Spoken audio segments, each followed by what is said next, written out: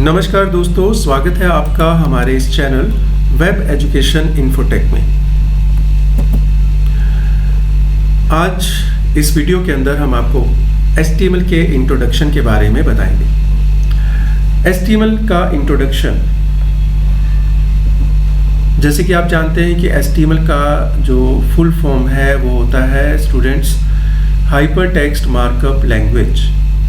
Hyper text markup language का मतलब होता है क्या है? Markup language is a code which is used to create web pages when document is processed for display the markup language is not shown. कहने का मतलब ये है कि जब मार्कअप लैंग्वेज वो होती है, वो कोडिंग होती है, जिस कोडिंग को जब हम करते हैं तो वो यूज़ की जाती है वेब पेजेस को बनाने के लिए। वेब पेजेस मतलब कि डॉक्यूमेंट्स, और ये जो डॉक्यूमेंट हैं, ये जो पेजेस हैं, जब प्रोसेस्ड होते हैं, रन होते हैं और डिस्प्ले होते हैं, तो ये जो कोडिंग है, मार्कअप लैंग्वेज की जो कोडिंग है जो हम करते हैं डिज़ाइनिंग के लिए, HTML वेब पेज का स्ट्रक्चर बनाने के लिए, तब वो ये कोडिंग डिस्प्ले नहीं होती। This coding is only used for format the text and create a structure of website.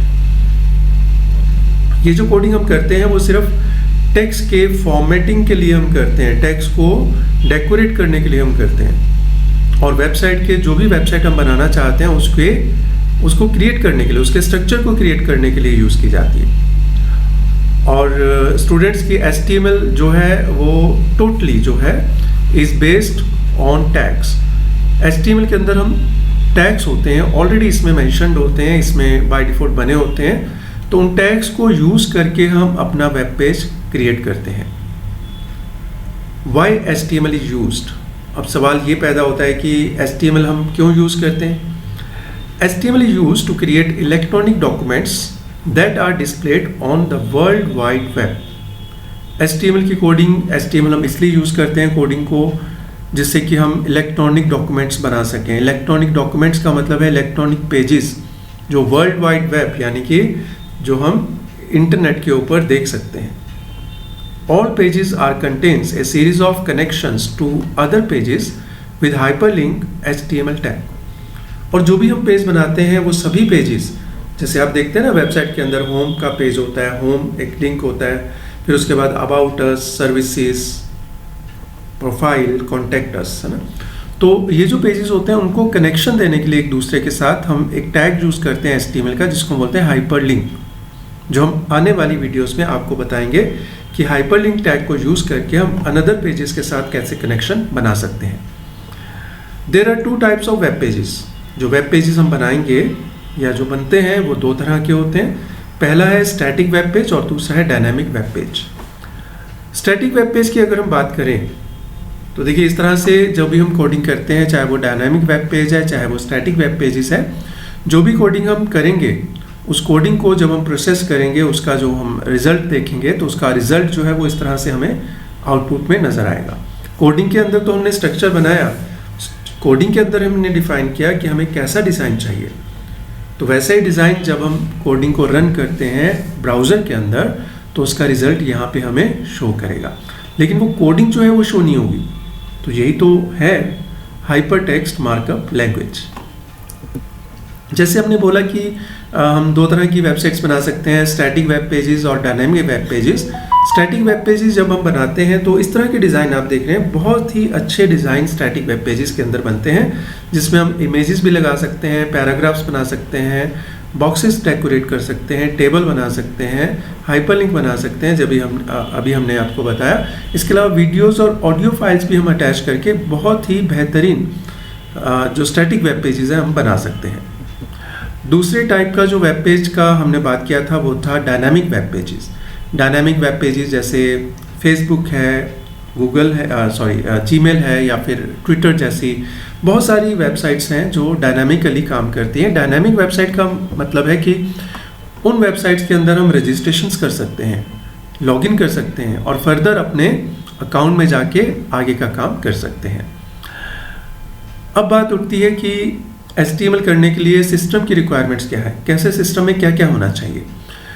तो देखिए दोस्तों, HTML करने के लिए जो ऑपरेटिंग सिस्टम है विंडो 7, विंडो 8, विंडो 10, इवन की विंडो XP और विस्टा में भी हम HTML का कोडिंग बड़ी इजीली कर सकते हैं और उसका आउटपुट, उसका रिजल्ट भी हम देख सकते हैं। सिस्टम में जो भी हमारे पास कंप्यूटर है, लैपटॉप है, उसमें मिनिमम जो कम से कम जो रैम है वो 2 GB होनी चाहिए। 2 GB होगी, अगर उससे कम होगी तो प्रोसेसिंग थोड़ा धीरे होगा, प्रोग्राम इतने जल्दी हमें आउटपुट नहीं नज़र आएगा अगर इमेजेस ज़्यादा हैं हमारे पास उस वेबसाइट में। और हार्ड डिस्क जो है मिनिमम 150 GB का होना चाहिए, इससे कम होगा तो भी चल जाएगा, लेकिन कम से कम 150 GB हार्ड डिस्क होना ज़रूरी है। तो अब अगला जो क्वेश्चन ये आता है कि जो HTML की कोडिंग हम करेंगे तो करेंगे कहाँ पे? तो HTML कोडिंग करने के लिए हमारे पास सोर्स कोड एडिटर होते हैं।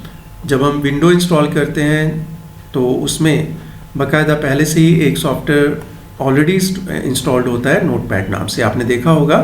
नोटपैड बहुत ही सिंपल सा टेक्स्ट एडिटर है जिसमें हम अपना कोडिंग लिख सकते हैं और फाइल को, HTML की फाइल को बना के उसका रिजल्ट हम ब्राउज़र में चेक कर सकते हैं।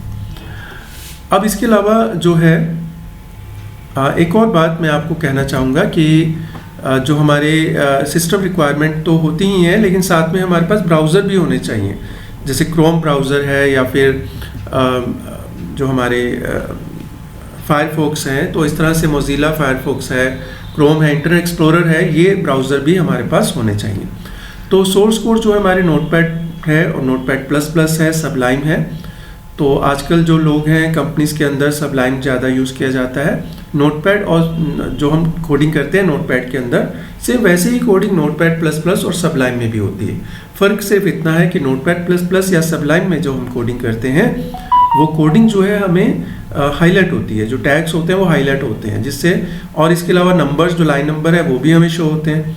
तो जिससे क्या होता है कि हम ईजिली जो है एरर्स को फाइंड आउट कर सकते हैं।